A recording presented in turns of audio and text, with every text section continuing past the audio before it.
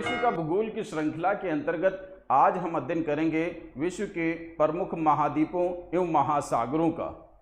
क्योंकि विश्व का भूगोल के अध्ययन के लिए हमें इसका जो बेसिक ज्ञान है वो होना जरूरी है। वैसे तो हम बचपन से पढ़ते आए हैं कि महाद्वीप और महासागर कितने हैं। 7 महाद्वीपों और 5 महासागरों के बारे में हमने छोटी क्लासों से ही पढ़ा है। आइए उसी ज्ञान को हम ताज़ा कर लेते हैं।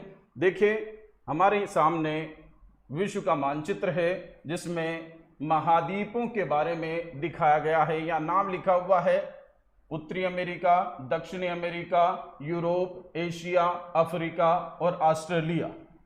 लेकिन क्योंकि हम अब बड़ी क्लासों में आ चुके हैं तो हमें क्षेत्रफल की दृष्टि से क्रमबद्ध तरीके से ये नाम याद रखने हैं। तो हम चलते हैं क्षेत्रफल की दृष्टि से। विश्व का जो सबसे बड़ा महाद्वीप है एशिया महाद्वीप माना जाता है। तो ये नंबर 1 एशिया महाद्वीप। क्षेत्रफल की दृष्टि से दूसरे नंबर पर आता है अफ्रीका महाद्वीप। दूसरा नंबर क्षेत्रफल की दृष्टि से अफ्रीका महाद्वीप का है। क्षेत्रफल की दृष्टि से तीसरा नंबर आता है उत्तरी अमेरिका का। चौथा नंबर आता है दक्षिणी अमेरिका का। 5वां नंबर आता है अंटार्कटिका, जो सबसे नीचे दक्षिण में बर्फ से ढका हुआ महाद्वीप है। 6वां नंबर आता है क्षेत्रफल की दृष्टि से यूरोप महाद्वीप का। 7वां नंबर आता है क्षेत्रफल की दृष्टि से ऑस्ट्रेलिया महाद्वीप का।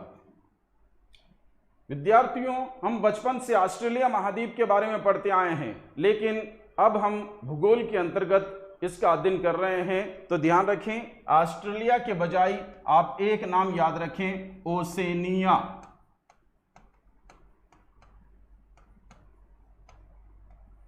जहां महाद्वीपों की बारी आए वहां पर यह 7वां महाद्वीप आप ओसेनिया ध्यान में रखें, क्योंकि ऑस्ट्रेलिया सिर्फ एक देश है।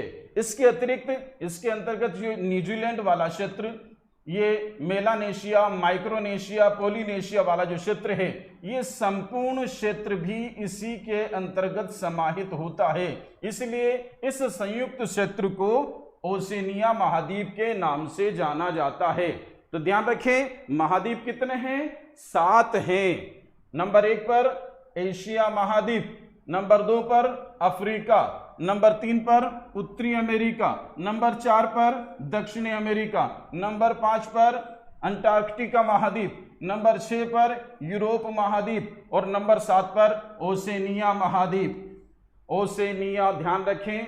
नंबर 7 पर ऑस्ट्रेलिया के बजाय अब महाद्वीप आपसे पूछे जाएं तो ऑस्ट्रेलिया महाद्वीप की जगह ओसेनिया महाद्वीप बताएं। ये ऑस्ट्रेलिया इसलिए चर्चित रहा क्योंकि इस ओसेनिया में सबसे बड़ा जो देश है वो ऑस्ट्रेलिया ही है। और हम अब तक ये पढ़ते आए हैं कि ऑस्ट्रेलिया अपने आप में एक अकेला महाद्वीप है। तो ध्यान रखना, ऑस्ट्रेलिया अपने आप में एक अकेला महाद्वीप न होकर के इसमें मेलानेशिया, माइक्रोनेशिया, पोलिनेशिया और न्यूजीलैंड वाला जो क्षेत्र है, जो द्वीप समूह हैं, ये सब कुछ, जैसे पापुआ न्यू गिनी प्रसिद्ध द्वीप है, ये मेलानेशिया में आप लोगों ने नाम सुना पढ़ा होगा, ये सारा का सारा जो क्षेत्र है इसी ऑस्ट्रेलिया महाद्वीप में है और इसी कारण से इसको ओसेनिया, संयुक्त क्षेत्र को ओसेनिया महाद्वीप के नाम से जाना जाता है। अब ये तो हो गए विश्व के प्रमुख महाद्वीपों के नाम, हमने यहाँ पर देख लिए, इनकी स्थिति भी देख ली। ये क्रमबद्ध तरीके से इनके नाम आप लोगों को याद रखने हैं। सबसे बड़ा एशिया, दूसरे नंबर पर अफ्रीका, तीसरे नंबर पर उत्तरी अमेरिका, चौथे नंबर पर दक्षिणी अमेरिका, फिर है अंटार्कटिका 5वें नंबर पर, 6ठे नंबर पर यूरोप और 7वें नंबर पर ओसेनिया। अब हम जनसंख्या की दृष्टि से भी इसकी बात कर लें। क्षेत्रफल की दृष्टि से अब तो हमने देख लिया। जनसंख्या की दृष्टि से यदि हम बात करें तो जनसंख्या की दृष्टि से एशिया महाद्वीप जो नंबर 1 है, ये जनसंख्या की दृष्टि से भी नंबर 1 पर ही आता है। तो ध्यान रखें, जो महाद्वीप क्षेत्रफल की दृष्टि से नंबर 1 है वही जनसंख्या की दृष्टि से नंबर 1 है। दूसरा जो अफ्रीका महाद्वीप है दूसरे नंबर पर क्षेत्रफल की दृष्टि से, ये भी जनसंख्या की दृष्टि से दूसरे नंबर पर ही आता है। तो नंबर 1 और नंबर 2 यहां तक तो सेम है क्षेत्रफल और जनसंख्या की दृष्टि से, लेकिन नंबर 3 की हम बात करें तो यहां पर नंबर 3 हो जाता है यूरोप। जनसंख्या की दृष्टि से नंबर 3 पर चला जाता है यूरोप महाद्वीप, नंबर 4 पर चला जाता है उत्तरी अमेरिका, नंबर 5 पर चला जाता है दक्षिणी अमेरिका, और नंबर 5 पर चला जाता है दक्षिणी अमेरिका, नंबर 6 पर चला जाता है ओसेनिया, ऑस्ट्रेलिया जिसको कह लेते हैं, और अंत में नंबर 7 जहां कोई जनसंख्या निवास नहीं करती, सिर्फ रिसर्च करने के लिए जो लोग जाते हैं वही यहां पर निवास करते हैं। तो ये जनसंख्या और क्षेत्रफल की दृष्टि से मैंने आप लोगों को महाद्वीपों के बारे में यहां पर जानकारी दी। अब आइए कुछ कॉम्पिटिटिव एग्जाम की दृष्टि से इनके उपनाम पूछ लिए जाते हैं कि इन महाद्वीपों को और किस नाम से जाना जाता है, उसके बारे में भी हम चर्चा कर लेते हैं, क्योंकि हमारी ये जो क्लास है ये बेसिक जानकारी के लिए है। इसमें कुछ प्रतियोगी परीक्षाओं में बेसिक क्वेश्चन पूछ लिए जाते हैं, उनके बारे में भी हम चर्चा कर लेते हैं। जैसे एशिया महाद्वीप विश्व का सबसे बड़ा महाद्वीप जो हमारे सामने है, हम देख रहे हैं इसको। इस एशिया महाद्वीप को सभ्यता का पालना भी कहा जाता है।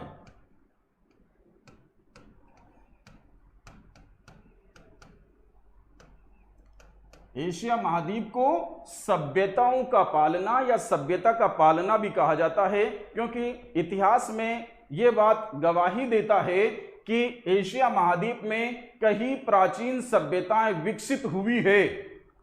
इसलिए इन सभ्यताओं का पालना एशिया महाद्वीप को कहा जाता है। इसे विषमताओं वाला महाद्वीप भी कहा जाता है। विषमताओं का महादेश या महाद्वीप। एशिया महाद्वीप में जितने भी ये 7 महाद्वीप हैं, सबसे अधिक पर्वत एवं पहाड़ी क्षेत्र एशिया महाद्वीप में ही स्थित है। पर्वत एवं पहाड़ी क्षेत्र एशिया महाद्वीप में ही सर्वाधिक देखने को मिलते हैं। अब अफ्रीका की बात करें तो अफ्रीका महाद्वीप से भी कई क्वेश्चन पूछे जाते हैं कॉम्पिटिटिव एग्जाम में। तो ध्यान रखें, अफ्रीका महाद्वीप को एक नाम दिया जाता है काला महाद्वीप। ये आरपीएससी में पूछा गया है।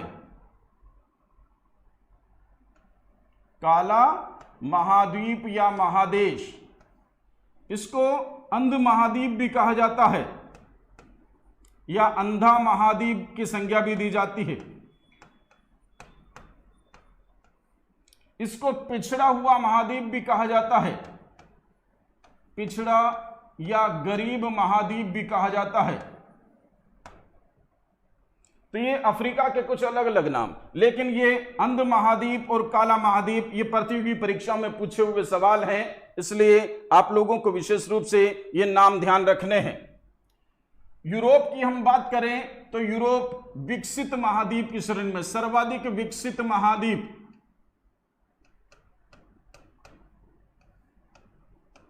सर्वाधिक विकसित महाद्वीप या महादेश यूरोप को कहा जाता है। अमेरिका को हम नई दुनिया कह सकते हैं, या ये यूरोप के बाद अन्य जो विकसित है तो सेकंड नंबर पर विकास की दौड़ में आगे अमेरिका, उत्तरी अमेरिका को ही माना जाता है। दक्षिणी अमेरिका को पक्षियों का महादेश तथा सांपों का महादेश कहा जाता है, क्योंकि इनकी संख्या, इनकी विविधता यहां पर अधिक मिलती है। पक्षियों और सांपों का इससे किसे माना जाता है। यूरोप को जो मैंने अभी बताया आप लोगों को विकसित महादेश, विश्व का सर्वाधिक विकसित महादेश है। इसको विश्व का सर्वाधिक मैदानी भाग भी इसी क्षेत्र में मिलता है। सर्वाधिक मैदान अर्थात यहां पर कोई रेगिस्तान नहीं है। रेगिस्तान रहित भी इसे कहा जा सकता है।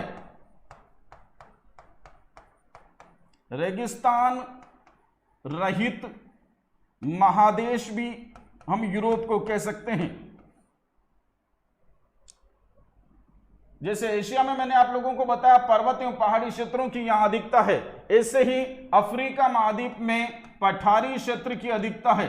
विश्व के सर्वाधिक पठारी क्षेत्र अफ्रीका महाद्वीप में मिलते हैं। तो अफ्रीका का जो सर्वाधिक क्षेत्रफल है वो पठारी देखने को मिलता है। अब हम अंत में ऑस्ट्रेलिया महाद्वीप या ओशिनिया की बात करें तो इसको प्यासी भूमि का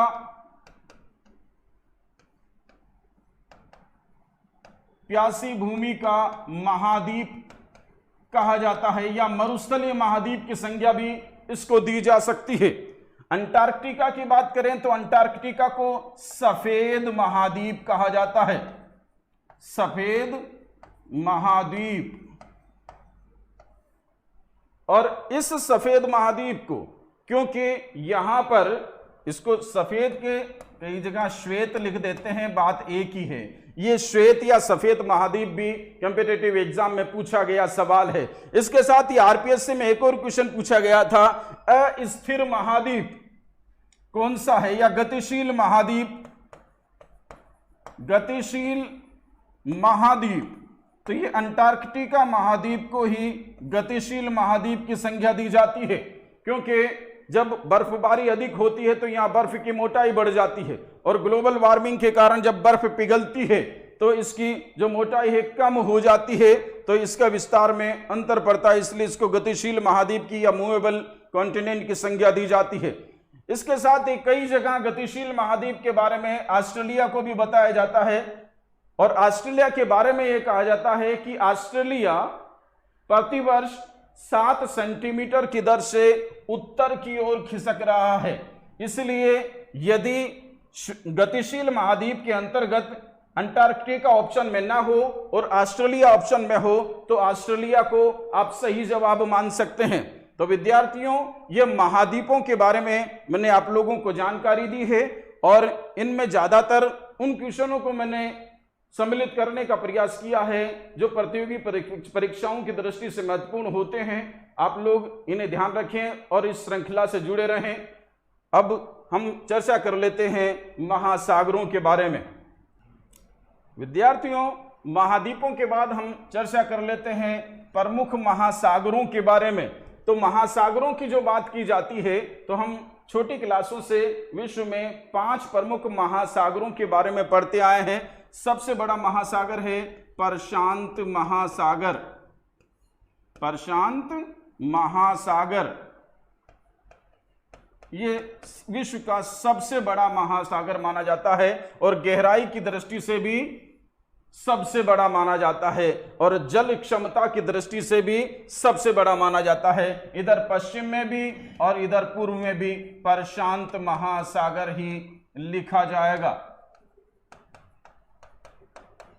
दोनों तरफ प्रशांत महासागर, हम मानचित्र देखते हैं तो दोनों तरफ प्रशांत महासागर लिखा हुआ देखने को मिलता है, क्योंकि मानचित्र से क्लियर है कि माना गया चित्र है, ये पूरी तरह से सही नहीं होता। जबकि हम ग्लोब देखते हैं तो एक ही स्थान पर प्रशांत महासागर हमें देखने को मिलता है। तो इसके बारे में हम देखें कि ग्लोब पूरी तरह से गोल होता है। अब मानचित्र क्या है, उस ग्लोब का समतल सतह पर प्रदर्शन है। जैसे ये ग्लोब है मेरे हाथ, और इसमें देखिए जो नाखून है मेरे, ये दोनों प्रशांत महासागर, इसको समझ लें। जब ये खुलते हैं तो नाखूनों की दूरी एक दूसरे से हटती जाती है, और इसको समतल सतह पर पेस्ट करेंगे तो दोनों किनारों पर, एक पूरब में और एक पश्चिम में होगा। तो यही स्थिति है कि जो प्रशांत महासागर ग्लोब पर एक नजर आता है और मानचित्र पर देखते हैं तो दोनों जगह पर हमें दोनों तरफ पश्चिम और पूरब में प्रशांत महासागर की स्थिति नजर आती है। तो विश्व का सबसे बड़ा महासागर प्रशांत महासागर, क्षेत्रफल की दृष्टि से और गहराई की दृष्टि से भी।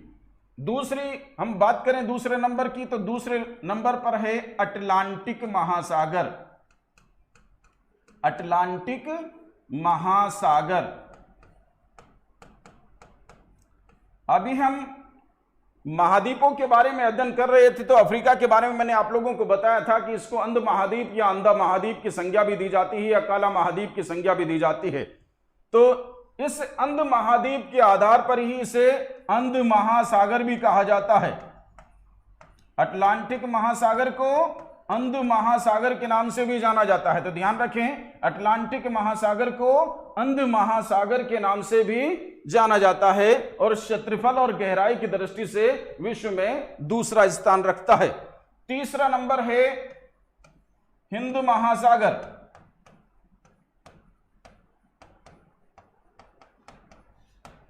विश्व का एक अकेला महासागर जिसका नामकरण किसी देश के नाम पर हुआ है, हिंदुस्तान के नाम पर, हिंद महासागर। क्षेत्रफल की दृष्टि से और गहराई की दृष्टि से तीसरे नंबर पर है। आरपीएस से में एक क्वेश्चन पूछा गया कि आधा महासागर या अर्ध महासागर किसे कहा जाता है, तो वो हिंद महासागर के बारे में ही। हिंद महासागर को आधा महासागर की संज्ञा भी दी जाती है। क्यों दी जाती है?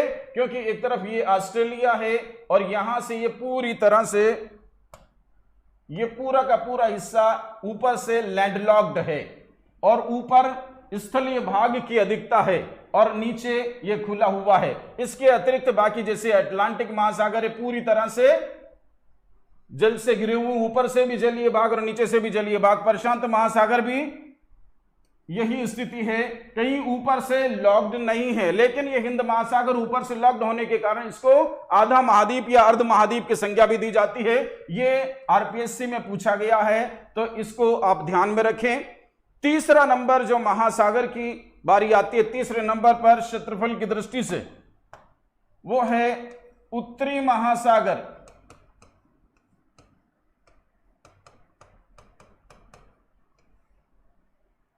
इसको आर्कटिक महासागर भी कहते हैं।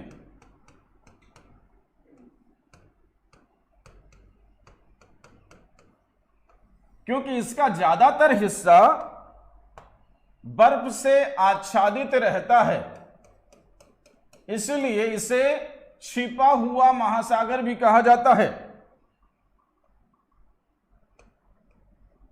छिपा हुआ महासागर भी कहा जाता है। क्षेत्रफल की दृष्टि से भी नंबर 4 पर ही आप इसे मान लें। हम बचपन से एक और महासागर पढ़ते आए हैं नंबर 5 पर, जिसको दक्षिणी महासागर की संज्ञा देते हैं। दक्षिणी महासागर, इसको अंटार्कटिक महासागर भी कहते हैं। तो ध्यान रखें विद्यार्थियों, यदि बड़ी एग्जाम में आप लोगों से क्वेश्चन पूछे जाएं कि महासागर कितने होते हैं, तो आप 4 ही बताएं, और जहां पर 4 ऑप्शन नहीं हो वहां फिर 5 करना मजबूरी हो जाएगी। लेकिन सही दृष्टिकोण से देखा जाए तो महासागरों की संख्या सिर्फ 4 ही है। कैसे है? सबसे बड़ा प्रशांत महासागर, दूसरे नंबर पर अटलांटिक या अंध महासागर जिसको कहा जाता है, तीसरे नंबर पर हिंद महासागर जिसको अर्ध महासागर की संज्ञा भी दी जाती है, चौथे नंबर पर उत्तरी महासागर जिसको आर्कटिक महासागर की संज्ञा भी दी जाती है, जिसको छिपा हुआ महासागर भी कहा जाता है, और 5वें नंबर पर आप देखें दक्षिणी महासागर। इसकी स्थिति को हम देखें, देखिए प्रशांत महासागर की स्थिति भी क्लियर है और इसकी आकृति लगभग त्रिभुजाकार है। हिंद महासागर की आकृति भी लगभग ट्रायंगल शेप में मिल जाती है। इस अटलांटिक महासागर की आकृति अंग्रेजी के एस अल्फाबेट के समान देखने को मिलती है, और ये उत्तरी महासागर या आर्कटिक महासागर ज्यादातर बर्फ से आच्छादित होता है, बहुत कम क्षेत्रफल ये रखता है, उत्तर की तरफ है। और ये कनाडा के ऊपर वाला ये बेफिन द्वीप समूह या ग्रीनलैंड वाला जो क्षेत्र है, इसके ऊपर आर्कटिक वृत्त के ऊपर वाला हिस्सा इसके अंतर्गत सम्मिलित है, अर्थात उसका अपना एक अलग क्षेत्र है। लेकिन दक्षिणी महासागर की हम बात करें, दक्षिणी महासागर की बात करें तो जैसे हिंद महासागर का और प्रशांत महासागर का और अटलांटिक महासागर के दक्षिणी हिस्से को ही कुछ भूगोलवेत्ता दक्षिणी महासागर की संज्ञा देते हैं, जबकि इसका कोई क्लासिफिकेशन नहीं है, कोई इसकी बाउंड्री नहीं है जो इसको अलग करती हो। इसलिए मैं आपको यह बता रहा हूं कि आप अगर बड़े एग्जाम में आप लोगों से पूछा जाए, किसी इंटरव्यू में आप लोगों से यह पूछा जाए कि महासागरों की संख्या कितनी है, तो 4 ही आप बताएं। बाकी छोटे कॉम्पिटिटिव एग्जाम के लिए 5 आप याद रखें। और क्यों नहीं है, इसको मैं क्यों नहीं बता रहा हूं, क्योंकि इसका कोई अलग से बाउंड्री नहीं है। ये इसका दक्षिणी हिस्सा और नीचे अंटार्कटिक महाद्वीप होने के कारण कुछ लोगों ने, कुछ भूगोलवेत्ताओं ने इसे दक्षिणी महासागर या अंटार्कटिक महासागर की संज्ञा दे दी है। तो आप लोग ध्यान रखने हैं, बचपन से हम 5 महासागरों के बारे में पढ़ते आए हैं, लेकिन यहां मैं आप लोगों को बता रहा हूं 4 महासागर आप लोगों को पढ़ने हैं। लेकिन छोटे कंपटीशन के हिसाब से जहां 5 ही ऑप्शन में दिया हो वहां आपको 4 नहीं करने हैं। जो ऑप्शन में अगर 5 है तो 5 को ही सही करना है। तो विद्यार्थियों, ये रहा महासागरों के बारे में। एक और महत्वपूर्ण सूचना कि ज्यादातर हम ये देखते हैं कि ज्योग्राफी में पढ़ते हैं तो किसी भी क्षेत्र की जो ऊंचाई है समुद्र तल से, उसका आकलन किया जाता है। क्योंकि महासागरों के बारे में हम अध्ययन कर रहे हैं तो उस बात को मैं साथ साथ यहां पर बताता हुआ चलूं कि महासागरों से ही किसी भी क्षेत्र की ऊंचाई का आकलन, किसी भी तल की ऊंचाई का आकलन क्यों किया जाता है, वो आप देख लें कि महासागर ही इसका कारण क्यों है। अब आप देखें कि यह प्रशांत महासागर, कहीं कोई बाउंड्री नहीं है कि इसके जल को रोका जा सकता हो। यह अटलांटिक महासागर, कहीं कोई दीवार या बाउंड्री नहीं है कि इसके जल को रोका जा सकता हो। यह हिंद महासागर है, नीचे कहीं कोई बाउंड्री नहीं है कि इसके जल को रोका जा सकता हो। यह प्रशांत महासागर आ गया। फिर उत्तरी महासागर या आर्कटिक महासागर, नीचे अंटार्कटिक महासागर। इन सारे महासागरों के बीच में कोई अवरोध नहीं है, इनका जल आपस में ट्रांसफर होता रहता है, इसलिए इनका जो वाटर लेवल है वो सही तरीके से मेंटेन रहता है, अर्थात एक समान बना रहता है। महासागरों का जो जल तल है वो एक समान बना रहता है और इसी समानता के कारण प्रत्येक धरातलीय उच्चावच की जो ऊंचाई है वो वाटर लेवल से ही आंकी जाती है, क्योंकि सागरीय जल के समान तल के होने के कारण ये ऊंचाइयां एक जैसी निर्धारित कर ली जाती है। अर्थात सभी उच्चावचों की सागर तल से ऊंचाई का निर्धारण सिर्फ इसीलिए किया जाता है क्योंकि सभी जगह पर, विश्व के सभी स्थानों पर सागर का जो तल है, सागर का जो लेवल है वो समान रहता है। इसी कारण अन्य क्षेत्रों की ऊंचाइयां सागर तल से निर्धारित की जाती है। तो विद्यार्थियों, हमारी क्लास के साथ बने रहें। विश्व का भूगोल की श्रृंखला के अंतर्गत हम आगे भी मानचित्रों के माध्यम से अध्ययन करते रहेंगे। हमारे चैनल को सब्सक्राइब करें, लाइक करें। धन्यवाद। जय हिंद।